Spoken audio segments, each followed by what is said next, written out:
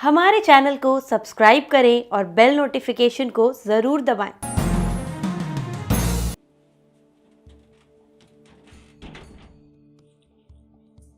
ज्योतिष रतन केंद्र चैनल में हमारे आप सभी प्रिय दर्शक गणों का बहुत बहुत हार्दिक स्वागत और अभिनंदन।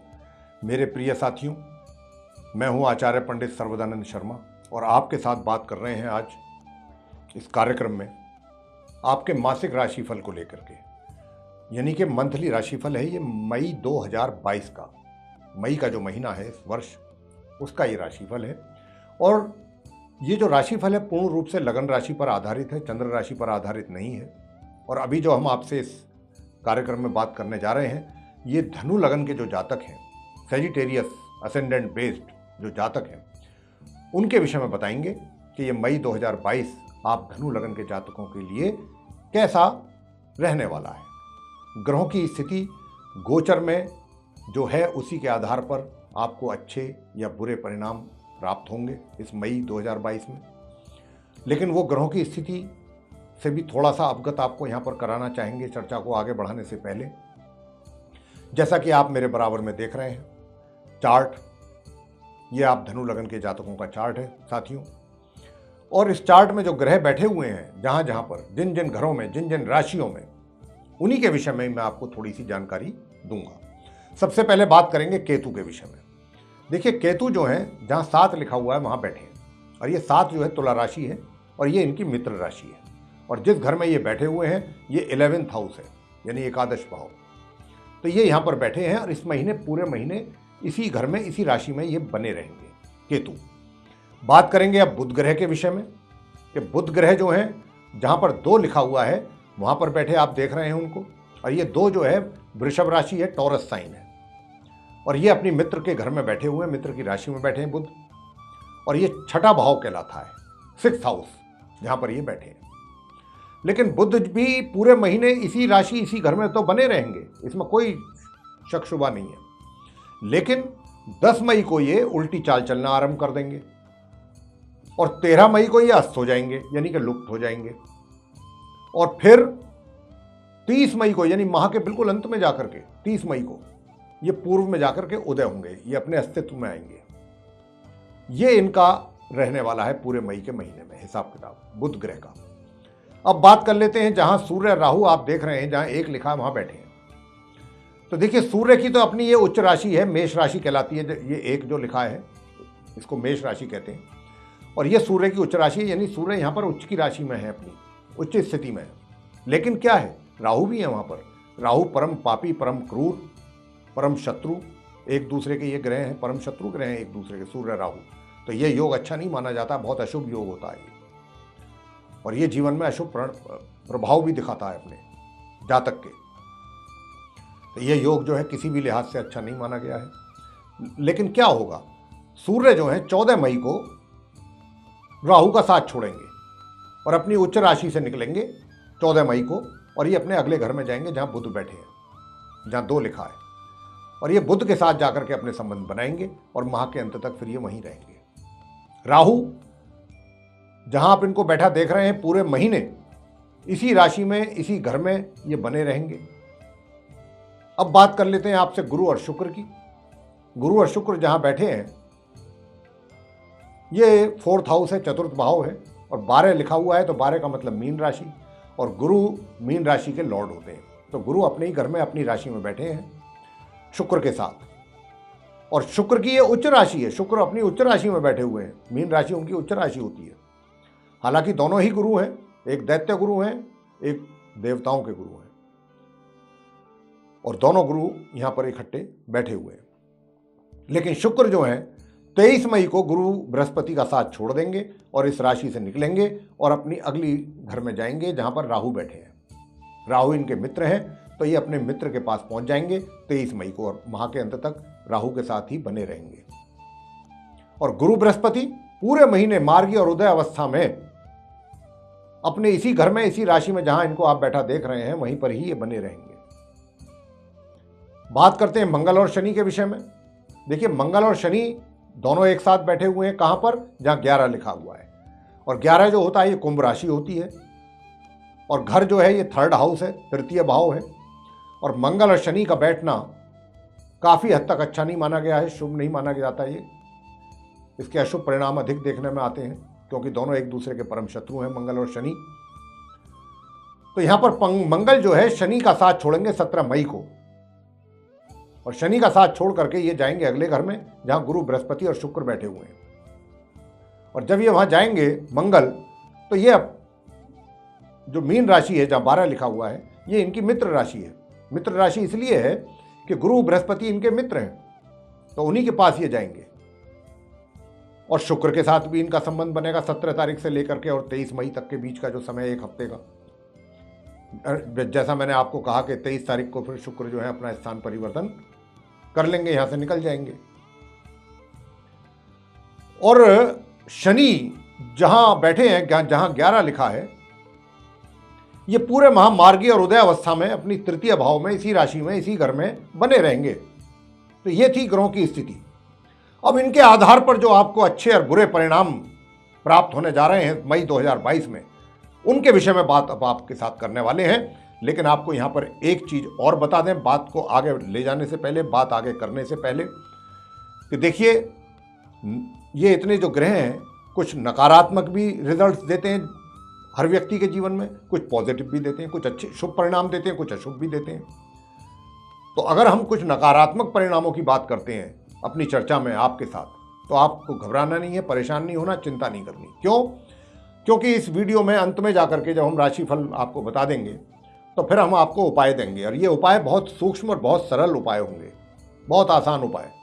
अगर आपने उन उपायों को पूरे महीने किया, तो ये मैं निश्चित रूप से कह सकता हूँ आपसे कि आप परेशानियों से बच जाएंगे, परेशानियां आपसे दूर हो जाएंगी।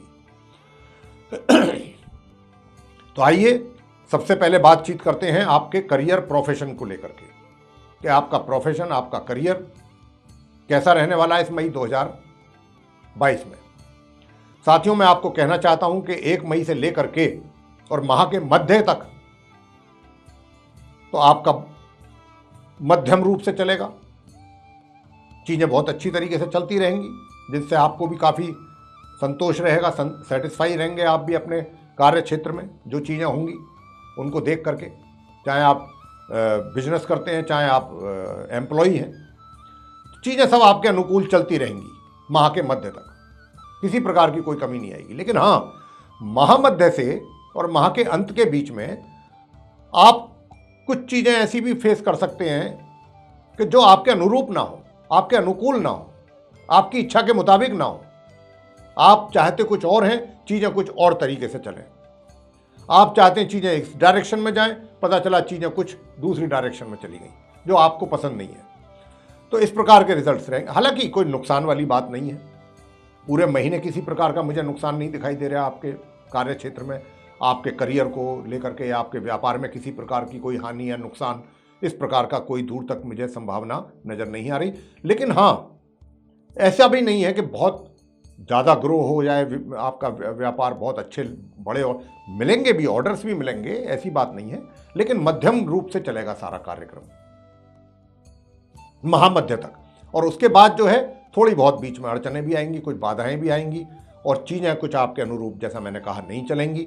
आप चाहेंगे इस डायरेक्शन में चलाना, वो चली गई दूसरी डायरेक्शन में, कुछ इस प्रकार रहेगा। लेकिन नुकसान या हानि आपको हो, इस प्रकार की मुझे संभावना नहीं नजर आती। ये जरूर है कि कामों में थोड़ी बहुत विघ्न पैदा हो जाए, रुकावटें आ जाए, ये चीजें हैं, वो भी महामध्य के उपरांत। अब बात कर लेते हैं आपसे, क्या कहते हैं, देखिए यात्राएं भी आप करेंगे, कार्य से संबंधित यात्राएं भी आपकी होंगी। लेकिन ये कब होंगी? महामध्य के उपरांत। मैंने जैसा कहा कि महामध्य के उपरांत जो है चीज़ें कुछ थोड़ा सा आपकी अनुसार नहीं चलेंगी। अगर आप चाहेंगे इधर जाएं, चली जाएंगी उधर, तो आपको उसी दौरान, उसी अवधि में यात्राएं भी करनी पड़ सकती है अपने कार्य से संबंधित, और ये यात्राएं लंबी दूरी की भी होंगी। लेकिन आपको मैं ये बताना चाहूंगा कि ये यात्राएं आपके लिए बहुत लाभकारी सिद्ध होंगी। अगर आप अपने कार्य के सिलसिले में लंबी दूरी की यात्रा करते हैं, तो ये यात्रा आपके लिए काफी लाभकारी सिद्ध होगी, नंबर 1। नंबर 2, जो जातक बाहर जाने में इंटरेस्टेड हैं, बाहर जाके अपना कारोबार करना चाहते हैं या व्यापार या रोजगार करने में इंटरेस्टेड हैं, उसके लिए वो कोशिशें कर रहे हैं, उनको सफलताएं प्राप्त नहीं हो रही थी, कोई ना कोई उलझन, कोई ना कोई परेशानी, बाधा आ रही थी सामने। मैं आपको ये बताना चाहता हूँ 17 मई से लेकर के और माह के अंत के बीच का जो ये समय है, अगर आप इसमें कोशिश करेंगे तो निश्चित रूप से सफलता आपको प्राप्त होगी। निश्चित रूप से अगर आप विदेश जाने की इच्छुक हैं तो इसमें आपका कार्य बनने की पूरी संभावना ग्रहों की ओर से नजर आ रही है। आगे बात करते हैं सुख सुविधाओं की। देखिए, सुख सुविधाओं का जहां तक प्रश्न है, ये महीना जो है पूरा, विशेष रूप से 23 मई तक का जो समय है, 1 मई से, ये आपकी सुख सुविधाओं से भरपूर है।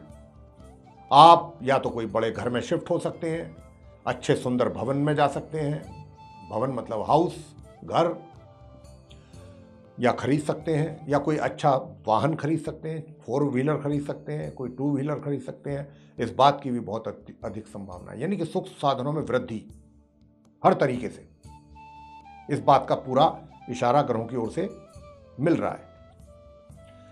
इनकम की बात करें तो इनकम का क्या रहेगा? देखिए, इनकम की जहां तक बात है, इनकम में तो बाधाएं हैं, और वो भी 23 मई तक। 23 मई के बाद आपके आय के साधन बनने शुरू हो जाएंगे अच्छे, यानी कि आय आपके हाथों में आनी आरंभ हो जाएगी।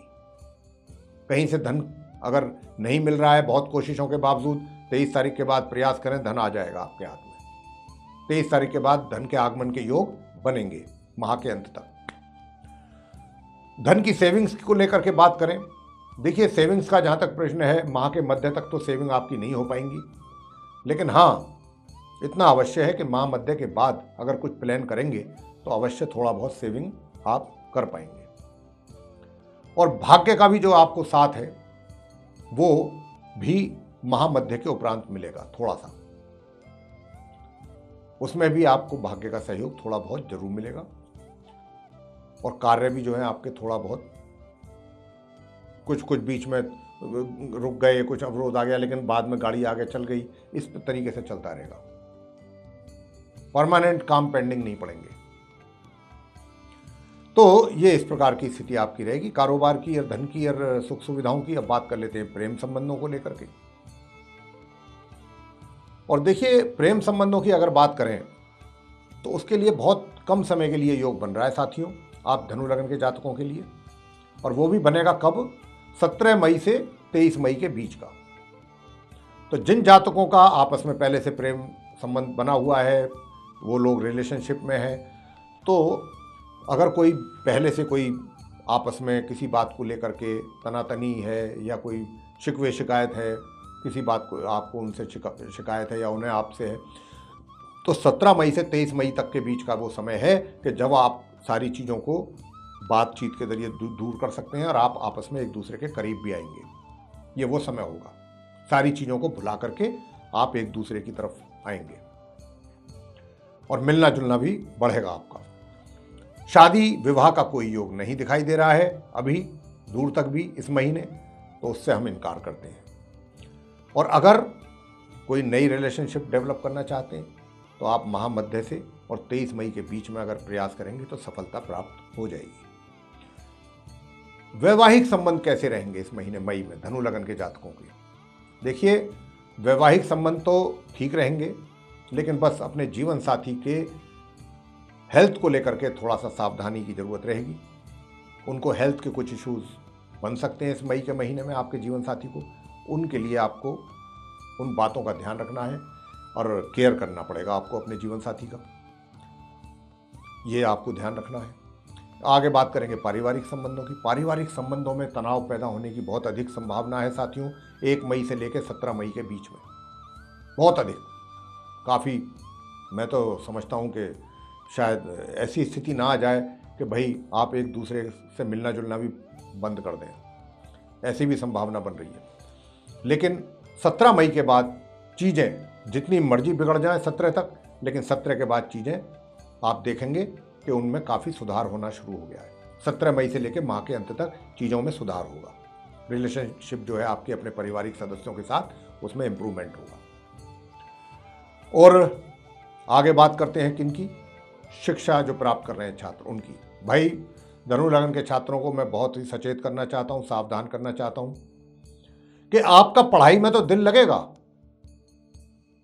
और आप पढ़ेंगे भी, लेकिन कहीं ना कहीं आपके रिजल्ट्स जो हैं, जितनी आप मेहनत करेंगे उस हिसाब से तो आपको कोई अच्छा अवार्ड भी मिलना चाहिए था। जितनी आप मेहनत, जितना आपका पढ़ाई पर फोकस रहेगा इस महीने, उस हिसाब से तो परिणाम बहुत उत्तम मिलने चाहिए थे, लेकिन ऐसा योग नहीं है। इतनी अधिक मेहनत के बावजूद भी परिणाम जो है वो आपकी आशा के अनुरूप नहीं आएंगे। कहीं ना कहीं उसमें कुछ ना कुछ आपको कमी जो रहेगी, वो कहीं ना कहीं दिल में टीस एक जरूर रहेगी कि बताओ मैंने इतनी मेहनत करी और इतने बढ़िया मेरा सब कुछ हुआ, इतनी बढ़िया स्टडी हुई, सब कुछ हुआ, लेकिन बताओ ये यहाँ पर बात बिगड़ गई, ऐसा कुछ रहेगा। लेकिन 14 मई तक, 14 मई के बाद चीज जो है उनमें इंप्रूवमेंट होगा, और विशेष रूप से 23 मई के बाद से लेकर के माह के अंत तक काफी इंप्रूवमेंट होगा। आपकी शिक्षा को लेकर के आप काफी अपने आप को रिलैक्स फील करेंगे, आपको रिलीफ मिलेगा, और रिलीफ इन द सेंस कि भाई परिणाम सही सही आएंगे, फिर आगे पढ़ाई भी आपकी सुचारू रूप से चलेगी 23 मई ऑनवर्ड्स। संतान की ओर से भी अगर देखें तो संतान को भी जो मेहनत, और जहाँ पर जिस क्षेत्र में भी कार्यरत हैं, माता पिता से कह रहे हैं ये बात कि उनकी संतान जिस क्षेत्र में भी है बहुत अच्छा करेंगे, मेहनत बहुत करेंगे, उसके अनुसार दावेदारी उन्हीं की बनेगी कि अगर कुछ इंक्रीमेंट मिलना है या पदोन्नति मिलनी है, लेकिन ऐन मौके पर पता चला कि जो पदोन्नति मिलनी थी उसमें कुछ कमी रह गई, जितना प्राप्त होना चाहिए था उसमें जरूर कुछ ना कुछ कहीं ना कहीं कमी रह गई। लेकिन 14 मई तक हैं इस प्रकार के हालात। 14 मई के बाद थोड़ा सा स्थिति में बदलाव आएगा, और 23 मई के बाद से थोड़ी सी सुकून की प्राप्ति भी होगी माह के अंत तक। स्वास्थ्य को लेकर के कैसा रहेगा? देखिए, स्वास्थ्य की आपसे मैं बात करूं, स्वास्थ्य जो है माह के मध्य से उसमें थोड़ी कमी रहेगी माह के अंत तक, और ये स्वास्थ्य जो है आपका। लेकिन एक बात और भी है, सूर्य जब यहां आएंगे 14 तारीख से, सूर्य चीजों को काफी संभालेंगे, यानी कि अगर सूर्य नहीं आते तो स्वास्थ्य अधिक प्रभावित हो सकता था, लेकिन 14 तारीख से सूर्य भी आ जाएंगे यहाँ, तो आपके शत्रुओं को भी शांत करेंगे सूर्य, विरोधी भी पक्ष आपका शांत रहेगा माह मध्य से माह के अंत तक, और स्वास्थ्य को भी संभालने की कोशिश पूरी करेंगे सूर्यदेव। यह स्थिति रहेगी। अंत में उपाय आपको बताते हैं वो कौन से उपाय हैं, सूक्ष्म, सरल और आसान, जिनको करें तो आपको काफी उनसे लाभ प्राप्त होगा, परेशानियों से छुटकारा मिलेगा। सबसे पहला उपाय है सूर्यदेव को प्रतिदिन तांबे के कलश से जल जरूर दें, जल देना ना भूलें। दूसरा और इंपॉर्टेंट रेमेडी ये है कि आप माँ भगवती का पाठ जरूर करें, अर्गला स्तोत्र कर लें, चंडी का स्तोत्र करें, कुंजी का स्तोत्र करें, जो करना है करें, या दुर्गा सूक्तम का पाठ कर लें, कुछ भी कर सकते हैं, कोई भी जिसमें भी आपकी अधिक रुचि है, सब माता के हैं। ये भी आपके लिए बहुत आवश्यक है, ये प्रतिदिन करना है। तीसरा उपाय आप करें, आदित्य हृदय स्तोत्र का पाठ अगर आप कर सकते हैं तो सिर्फ और सिर्फ 14 दिन करें, 1 मई से 14 मई तक, और 14 मई से और माह के अंत तक करें विष्णु सहस्त्र नाम का पाठ। 1 मई से 14 मई तक आदित्य हृदय स्तोत्र, चाहे 5 से 10 ही मिनट करें, जरूरी नहीं आधा घंटा कर रहे हैं बैठ रहे हैं, साहब गुरुजी ने कहाँ फंसा दिया। 5 से 10 ही मिनट करें, जितना समय और जितना आपकी श्रद्धा है उसी का ही बहुत अच्छा परिणाम प्राप्त हो जाएगा। 1 तारीख से 14 तारीख तक, फिर मैं बार बार बोल रहा हूं, आपको करना है आदित्य हृदय स्तोत्र का पाठ, और 14 तारीख से लेकर के माह के अंत तक करना है विष्णु सहस्त्र नाम का पाठ। बस आप इतना करें और आपको कुछ नहीं करना। और अधिक अगर आप करना चाहते हैं तो बस हनुमान जी की पूजा करें संध्या के समय, प्रतिदिन 1 माला कर लें, ओम हम हनुमताय नमः, बस काफी है। तो साथियों, ये मैंने जो उपाय बताए आपको करें, निश्चित रूप से आपको परेशानियों से छुटकारा मिलेगा इस महीने सभी प्रकार की। अब ये राशिफल जो है मई 2022 का था। अब धनु लगन के जातकों को आपको अच्छा लगा है, पसंद आया है तो इसको लाइक करना ना भूलें, चैनल को भी सब्सक्राइब जरूर करें, और अधिक से अधिक मात्रा में इसको वीडियो को शेयर करें ताकि दूसरे लोग भी इससे लाभान्वित हो सकें। और इसके अतिरिक्त अगर आप चाहते हैं कि आपके पास जो भी आने वाले दिनों में वीडियोस बनने हैं वो आप तक पहुंच जाएं, तो और उनकी नोटिफिकेशंस भी आप तक पहुंचें, तो आप फिर ये बेल आइकन जो देख रहे हैं इसको पुश कर दें। यही हमारा आपसे कहना था। इसी के साथ बहुत बहुत धन्यवाद। जय माता दी।